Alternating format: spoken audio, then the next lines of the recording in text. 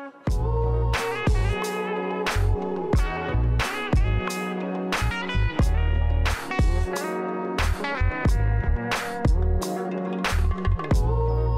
take a Mexican that says he's successful if he makes it out of Mexico and just comes up here and get a minimum wage job just to send money back down to Mexico. This person, this Mexican, if they actually make it up here, they're successful because that was their goal. Although they're making $7.25, which is minimum wage in Georgia, they're actually successful because they've reached the goal of sending the money back down to their family and getting that job. Whereas us, most of us, $7.25, we're not going to look at that person like they're too successful because we're caught up in the whole American dream and the money thing. But that person, they're successful. They've gotten what they wanted.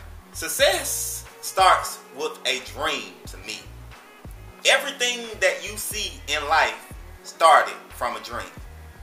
The computer that you play on, the TV that you watch, the cell phone, the skyscraper, the business, school, the car, the bathtub, the toilet, all of that. Somebody had to dream it. Somebody had to say, okay, boom, this is what I want. This is how I want it to happen. I don't know how I'm going to get there, but this is the end result. They dreamed and they believed. Every successful person has some form of dream because it gives them a structure and it gives them something to work towards.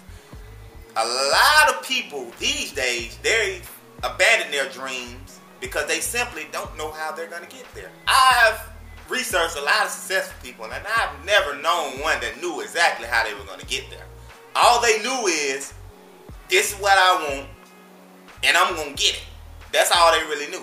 They never really knew how they were going to get there. So if you're looking for success and you don't have an idea of how to get there, establish a dream and make sure it's something that you really are into, because you're going to live and die by this dream if you're really into it. It's also important to set goals. A lot of people actually set goals, but they don't get to those goals because they abandon them. They may look at them, they may write them, but they don't take action. You got to take action and you got to believe. You got to really believe. I'm talking about believe strongly. You take Muhammad Ali, he had a quote saying, I was the greatest. I knew I was the greatest before I was the greatest. See, he believed. Oprah, she said that she's where she is today because she always believed that she can get there. P. Diddy, he said he's crazy. And he said he's crazy in a positive way. He said inner kid, single parent household, coming from the inner city, saying that he's going to be one of the greatest entrepreneurs is like crazy, unheard of. Most people, he said, society doesn't teaches us to actually aim that far in life. So he says that you actually have to be crazy to believe that. But he's crazy because he believed it. Let's say you don't know where to start. To me, goals should always be based on your talent. A lot of people, they base goals on money. That's why they don't get that far. You can't base goals on money. You have to base goals off of what you're good at. Because you got to work constantly. You have to work every day to fulfill this goal or this dream. So if it's something that you're really not interested in, you're not going to work every day at that. But if it's something that you really like to do, your work isn't even going to feel like work. It's just going to feel like you're just doing something that you like to do. Okay, what if you have goals, but at the same time you're having a hard time getting started? From my research, actually looking into Tracey, he was the one that actually said this. He said you should break the goals down into small, he said break them down as small as you can get them and start from there. So instead of starting with the big goal, you break it down to all these small goals and you start with the small goals. Even if it's something as simple as clearing off your desk just to get started. Because that's going to get you started. And once you get that momentum going, you'll get used to doing it. It's repetition. Everything is a repetition. Law of non-resistance states that anytime you try something new, you're going to have resistance.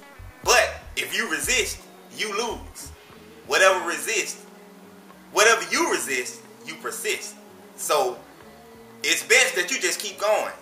Look at where you're going and just ignore the resistance and the temptation of actually resisting. A lot of famous people that are rich, like Bob Proctor, I know Napoleon Hill, he said this, I read Think and Grow Rich, and he said, they mentioned a gold card, which is a brilliant idea. Steve Seabold was another one that mentioned it. The brilliant idea. The gold card is basically any form of card. I used the index card when I was first starting. What you do is you write your goal on that card and you look at it as many times as you possibly can throughout the day to remind yourself and to instill in your subconscious mind your goal. Because once you beat it in your subconscious mind, you're going to get this thing called auto-suggestion, which is basically where your subconscious mind repeats this goal throughout the day and you constantly look for ideas. Also, if you instill this goal into your subconscious mind, God is going to speak to you about this goal because you're constantly asking about it. So he's going to put it into your subconscious mind where you will need to actually keep a pen as well to write down these thoughts. I know I have thoughts all the time. I always keep like a little pad or a recorder on me to record these thoughts. Because once they come, sometimes you can't get them back. So you have to have something to hurry up and write them down with. But a goal card is very important because it keeps you focused. Before you obtain success, you need to have a proper attitude. Your attitude is actually a reflection of your inside. Now, the way that I can break this down easily is, if you are happy, most of the time you're going to be smiling. You know, somebody asks you how you feel, you're going to be like, I'm great, I'm terrific, I'm magnificent. If you're hurt in the inside, you may have a frown on your face and you may cry. If you're just a negative person, you're going to walk around, you're going to say negative things about other people and probably not know why. Your attitude is always going to be negative. So your attitude is a reflection of what's going on in the inside. If you want to get ahead in life, you have to have a proper attitude because you reap what you sow. And the law of attraction states that your attitude based on your vibration. So if you're constantly having a negative attitude, that means you're on a negative vibration. If you're positive, you're on a positive vibration. And people are more likely to deal with you if you have a positive attitude. The good thing about our attitude is you can control your attitude. Nobody can control your attitude for you. Now, if you let them, like let's say some crazy driver just cut you off, it's up to you as to if you're going to react. But you can actually control your attitude. That person can't. They can do things that irritate you, but you control your attitude, not them. So that's the great thing actually that's good about attitude. Our attitude about life is actually a reflection of how we feel about life too. Let's say you're a student and you don't have any aspirations to learn anything. Guess what? You're not going to be a very smart student because you don't care to learn. But let's say you have another student, very smart, want to learn everything. His attitude is just, I'm going to walk in this class, I'm going to want to learn everything. The student's going to be a genius because that's his attitude. If you have an attitude of just saying, oh man, I don't care, life rough, you know, life hard, and that's how life's going to treat you, rough and hard, because that's what you make of it. But you say, you look at life as, I'm going to be successful regardless of what people say about me, then life is going to return it to you because that's what you believe.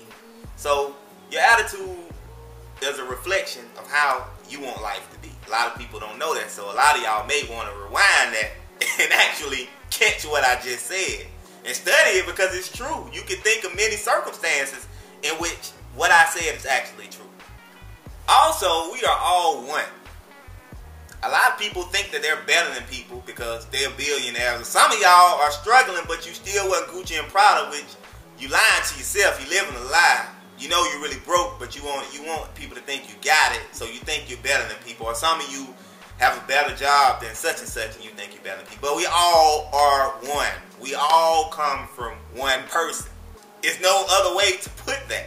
We all are one. We all are connected. And then you reap what you sow. So the way you treat this person is the energy that you're putting out in the world. That same energy is actually going to come back to you because you put it out. So we're all one. So it's no such thing as you're better than him or you're better than her. We are all one. Cause and effect. This is one of my favorite topics. Nobody gets away with anything. What you put out in the world is what you're going to get back. And you're going to hear me say this so many times. You reap what you sow, because it's the truth. What you put out is what you get back. Most people make the mistake of looking for short-term satisfaction over long-term results. A person will lie just to gain a short-term satisfaction at the moment. A person will steal just to gain some short-term form of satisfaction for the moment. A person will cheat. A person will rob you. They'll do all of these crazy things, steal from the job. But see, what you put out is what you get back. So if you lie to people, you gotta expect people to lie to you. If you steal from people, people gonna steal from you. Have you ever known a robber that always robbed people, but the guy never really had as much money, or everything he get a truck, somebody shoots it up. People always looking for him. He always broke. You know why? He reaped what he sowed. He may have gotten that money at the time, but the energy he has put out has come back to hunt him. So if you just a destructive person and think you just getting away with stuff, man, nobody gets away with anything. It's written in all the religious texts that you possibly can read. I don't care what your religion is.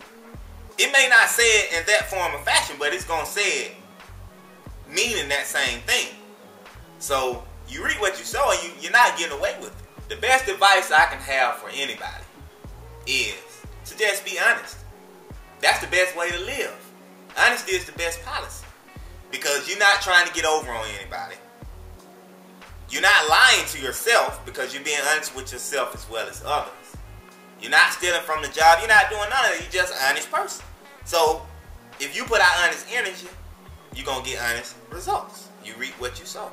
You put out bad energy, you're going to get bad results. Appreciate what you have, but strive for more. I don't know how many times in the Bible it says be humble. A lot of people, they always complain about what they don't have. They never appreciate what they do have. The law of increase says if you want more of anything, you have to praise what you do have that's good in your life. You got to praise what you do want more of. Well, I ain't got this, I ain't got that. You can hear, see, smell, taste, touch. If you're watching this, you got a computer or a cell phone. You live in a free country. You don't live in North Korea where the laws are written for you. You don't live in China where it's a communist society. It's free over here. You have a brain which you can control. Now, if you let others control it, then that's your fault. Let me see. You have a house. Some of you have jobs. Some of you have the capabilities of actually filling out job applications. I mean, it's a lot of things that you should be thankful for. You have good health. Because a lot of people don't have these things. Some people don't even have toilets. So you just have to be thankful for those things that you do have. And if you want more, learn how to praise those things you're thankful for. Let me give you an example. If somebody tells you, you look pretty today, or you look handsome, it makes you feel good. Because they just actually told you something that made you feel good. They gave you a compliment. When you tell somebody they look handsome or they look pretty, it makes you feel good because you were giving them a compliment. Now try doing that to yourself. Try telling yourself, you know, I'm going to get this job. I know I'm going to get a job. Or I'm appreciative of the money I do have. Or I'm appreciative of the car that I do have. I'm appreciative of the house you do have.